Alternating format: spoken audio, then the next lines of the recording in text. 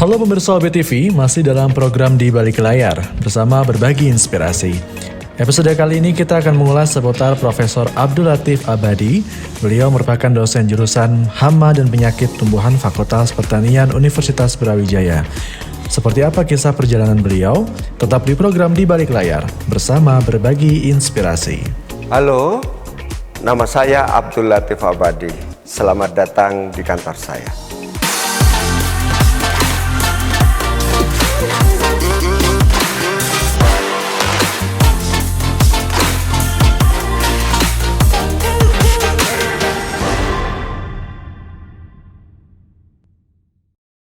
Pria kelahiran Probolinggo 21 Agustus 1955 ini merupakan profesor di bidang fitopatologi ilmu penyakit tumbuhan Universitas Brawijaya. Halo, nama saya Abdul Latif Abadi. Saya selaku dosen di jurusan Hama dan Penyakit Tumbuhan Fakultas Pertanian Universitas Brawijaya. Saat ini saya selaku dosen, pastinya kesibukan saya yang utama adalah mengajar. Selain itu, saya juga membantu rektor, membantu juga fakultas, dan beberapa jabatan di luar itu, misalnya selaku asesor ban PT.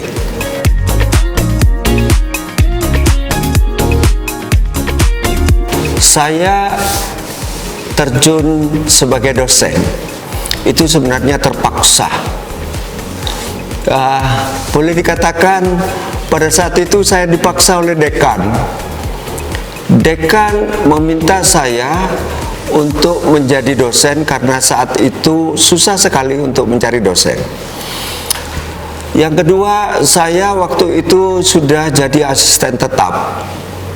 Sehingga mungkin itulah yang menyebabkan Pak Dekan ini meminta saya untuk jadi dosen dengan ancaman kalau saya tidak mau jadi dosen, ijazah saya tidak akan dikeluarkan. Maka saya konsultasi ke ayah saya, katanya dosen itu mulia. Walaupun saat itu saya terpaksa. Kenapa? Karena cita-cita saya sebenarnya kepingin menjadi seseorang yang di perusahaan asing di bidang pertanian, karena gajinya besar.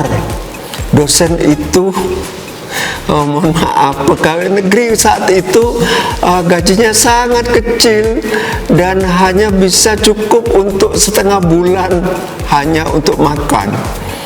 Ya, itu menyebabkan saya itu sebenarnya ragu. Tetapi karena ayah saya mendorong itu, akhirnya saya mau jadi dosen. Ternyata sangat menikmati saya menjadi dosen. Itu barangkali takdirnya begitu ya.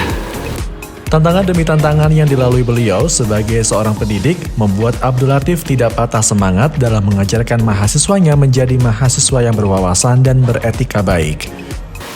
Tantangan terbesar itu adalah sebagai pendidik, bukan sebagai pengajar. Saya merasa saya sebagai pengajar itu sudah bisa, tetapi sebagai pendidik seringkali saya itu gagal, terutama untuk menjadikan mahasiswa itu benar-benar sesuai dengan harapan saya. Tidak mudah rupanya.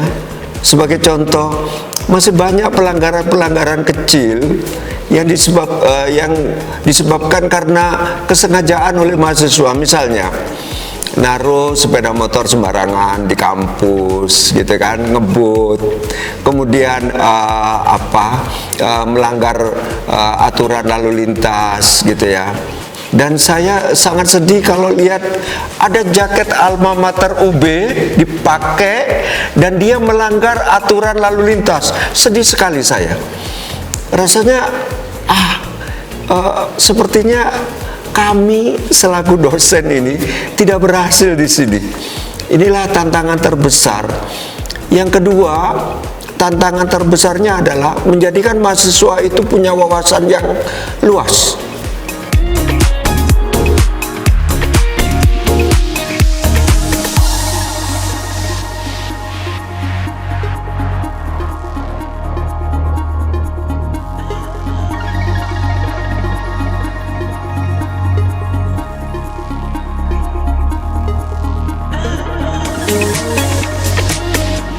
Kegiatan favorit saya kalau di rumah itu di depan komputer seperti ini, dan saya mempunyai 3 hobi ya.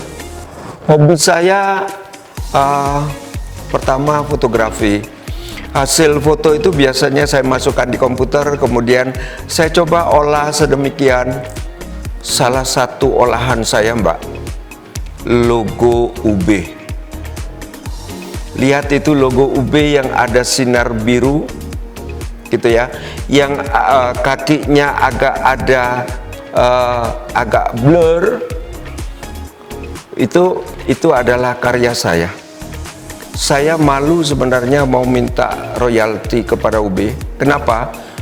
Karena Corel yang saya gunakan itu nge-crack, sehingga saya merasa itu dosa besar. Sehingga saya biarkan saja logo itu begitu saja, dan itu digunakan sebagai logo resmi. Itu hasil main-main sebenarnya, dan Pak Rektor meminta saya, waktu itu Pak Yogi Sugito meminta saya untuk coba dibuat logo itu berbeda sedikit, walaupun misalnya ada sinar gitu ya. Saya coba banyak kali itu. Banyak kali. Yang sekarang beredar itulah yang terakhir. Yang beredar itu yang terakhir. Saya senang sekali. Setiap saya melihat logo itu, saya teringat saya di depan komputer berjam-jam gitu ya. Itu kegiatan favorit saya di multimedia. Kemudian hobi berikutnya itu, kalau saya lagi suntuk, saya nyanyi keras-keras di kamar mandi. Saya hafal beberapa lagu Latino gitu ya,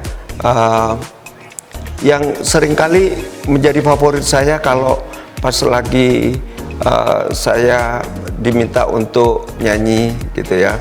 Walaupun suara saya luar biasa jeleknya, tetapi pede sajalah gitu kan. Toh saya enjoy dengan itu. Pemirsa BTV, jangan beranjak dulu, karena sesaat lagi akan membahas seputar perjalanan karir hingga kegiatan bersama keluarga yang selalu beliau lakukan.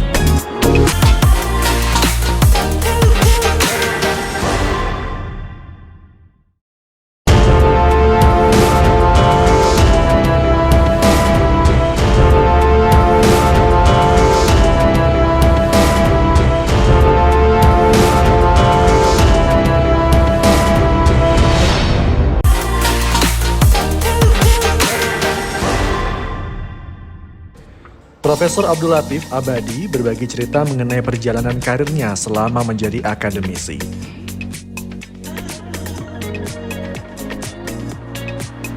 Karir saya dimulai dari pada saat saya itu jadi dosen.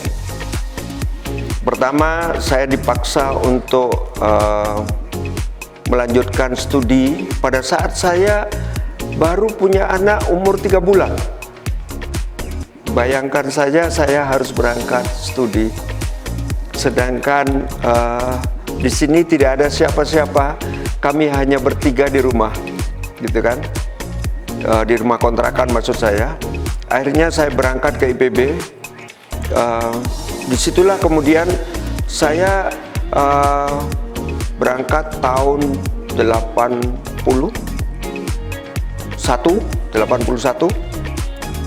Tahun 80 saya jadi dosen, 81 berangkat ke IPB, 83 saya lulus S2, 84 saya kembali lagi ke IPB, dan 87 saya lulus doktor.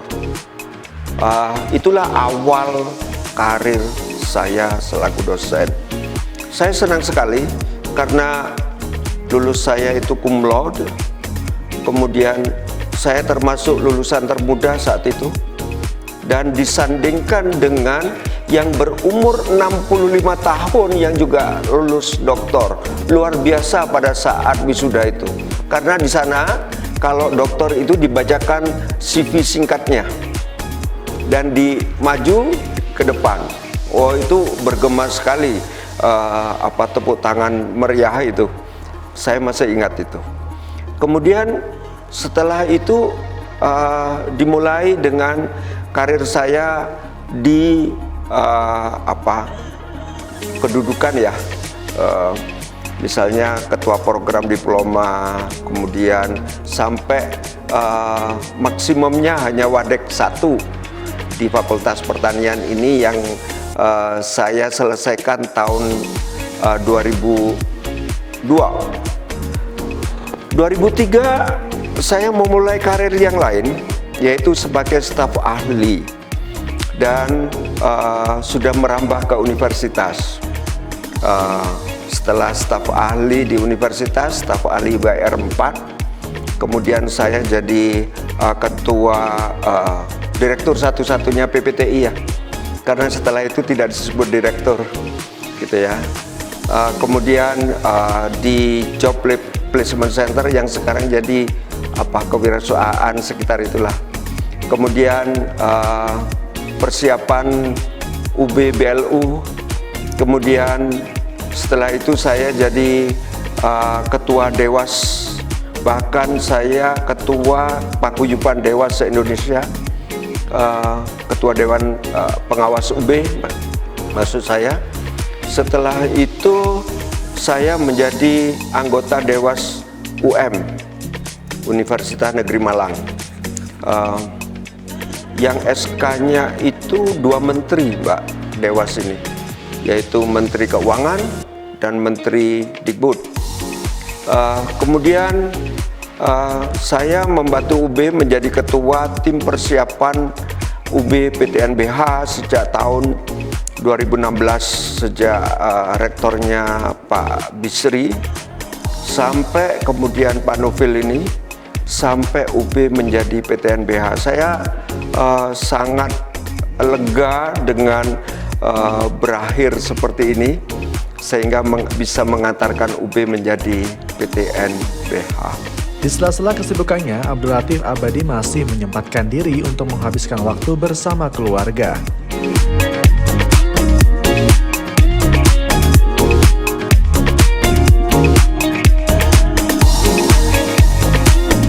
Saya itu pekerja keras. Saya itu kadang kalau dulu seringkali tidak tidur semalam, hanya mengerjakan tugas-tugas kantor. Misalnya ad hoc ya, saya banyak sekali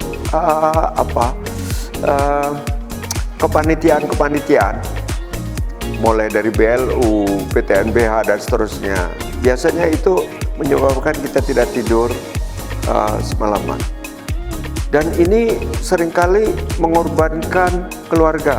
Tetapi biasanya saya ganti dengan weekend itu benar-benar untuk acara keluarga. Hanya kalau sudah ada deadline yang sangat mepet, biasanya itu tidak bisa. Nah, semakin lama kemudian saya menemukan satu pola. Saya dulu itu hampir seorang yang individualis. Bekerja itu hanya beberapa orang yang benar-benar jadi tim gitu ya. Saya pernah bermalam-malam hanya bekerja bertiga dengan Pak Rektor, saya dan Pak Yoyo, itu dia tendik gitu ya, mempersiapkan BLU. Itu bermalam-malam hanya bertiga. Tetapi sekarang saya merubah pola itu. Saya harus lebih percaya kepada tim yang lebih besar. Memang tidak seperti yang saya gambarkan, yang saya harapkan persis, tetapi memadailah gitu ya. Yang terpenting itu kebersamaan.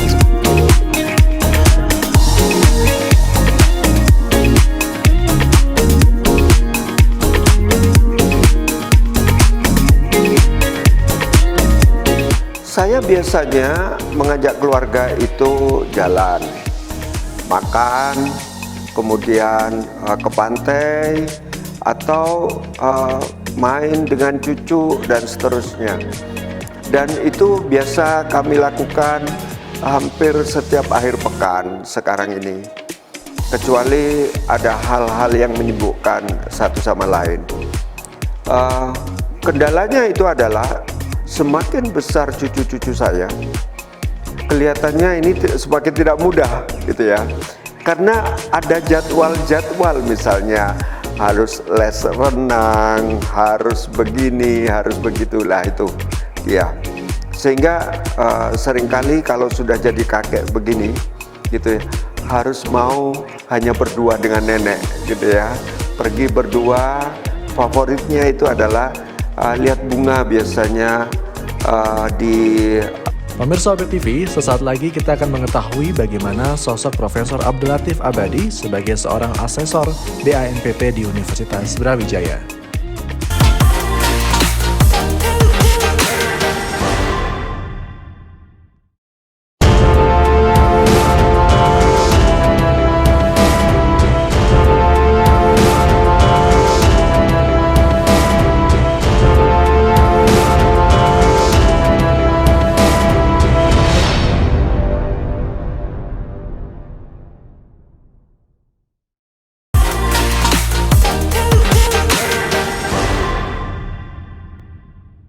Profesor Abdul Latif Abadi selalu bercengkrama bersama keluarga dan bercerita kepada Allah ketika berada di titik terendah. Kadang kita itu jenuh, Mbak, memang dengan kesibukan, dengan ini bercengkrama dengan keluarga itu biasanya nengok cucu gitu ya, dialihkan lah, nengok cucu, lihat cucu-cucu di rumah atau ngundang mereka, itu pertama. Yang kedua tentu saja tadi kegiatan saya yang di depan komputer itu menyebabkan teralihkan yang jenuh-jenuh tadi. Ada hal yang ketiga, yaitu jalan-jalan, terutama lihat bunga, lihat pantai, atau makan, nongkrong makan di luar, atau pernah saya lakukan juga, saya menelpon teman saya untuk ngobrol apapun dengan nyonya, tentu saja dengan keluarga, ngobrol hanya untuk mengalihkan kejenuhan pekerjaan. Ada juga kadang-kadang saya main di media sosial, terutama WA ya, godain teman-teman grup SMA gitu kan, semalaman kadang-kadang sampai jam 1 gitu kan. Itu kalau sudah jenuh seperti itu yang saya lakukan. Kadang juga nenek itu saya godain gitu ya, pokoknya saya harus bisa mengalihkan. Dan saya itu usil, Mbak, orangnya suka sekali usil gitu kan, seringkali buat sesuatu yang mengejutkan dan seterusnya ya, kayak gitulah gitu ya. Intinya sebenarnya hanya mengalihkan saja, tetapi ada kebiasaan saya, kalau sudah terlalu berat sekali hidup ini, saya menangis kepada Tuhan tanpa ada yang tahu, gitu ya. Nah, itu Mbak, kalau sudah sangat berat saya rasakan. Profesor Abdul Latif Abadi menceritakan orang-orang yang telah berjasa dalam capaiannya. Orang tua saya, kakek nenek saya yang menyekolahkan saya sejak SD sampai perguruan tinggi, tentu saja itu. Saya tidak bisa melupakan juga jasa mertua yang pada saat kami tidak punya apa-apa, dia support. Pada saat saya sekolah lagi, itu bukan berarti beasiswa itu cukup kan? Itu utang saya sama ibu bapak mertua saya itu bapak ibu saya, kakek nenek saya. Kalau di sini itu yang pertama itu tentu saja istri. Tentu saja istri.